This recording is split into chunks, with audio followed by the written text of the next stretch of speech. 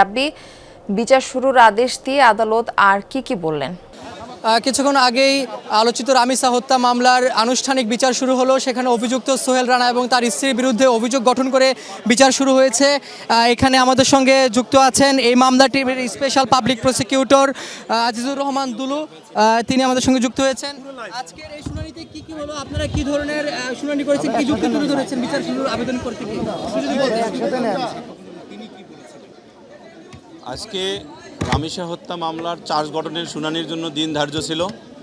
আমরা প্রসিকিউশন পক্ষে আমাদের প্রস্তুতি সহ আমরা মাননীয় ট্রাইব্যুনালে উপস্থিত হয়ে দুইজন আসামির বিরুদ্ধে চার্জ গঠনের জন্য সংশ্লিষ্ট ট্রাইব্যুনালের সামনে আমরা সাবমিশন রাখি যে এই মামলা একটি নৃশংসতম মামলা।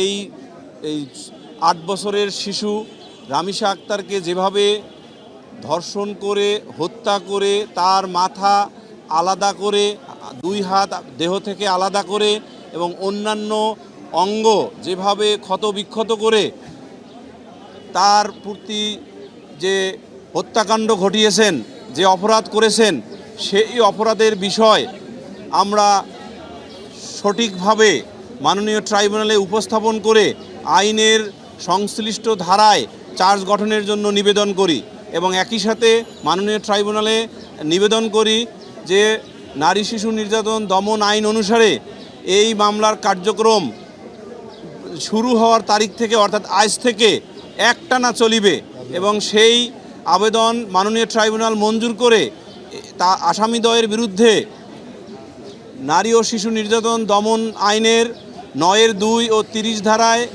এবং একই সাথে পেনাল কোডে 201 ধারায় চার্জ গঠন করে আগামীকাল সাক্ষ্য গ্রহণের জন্য তারিখ নির্ধারণ করেছেন এবং এর মাধ্যমে এই মামলার আনুষ্ঠানিক বিচার প্রক্রিয়া অদ্য হইতে শুরু হইল। আসামিরা তাদের দোষ স্বীকার করেননি উন্মুক্ত আদালতে আইন অনুসারে, যার ফলে আগামীকাল মাননীয় ট্রাইব্যুনাল ডেট নির্ধারণ করেছে যে এটা সাক্ষ্য গ্রহণের মাধ্যমে সমস্ত সাক্ষ্য বিশ্লেষণ করে যথাযথ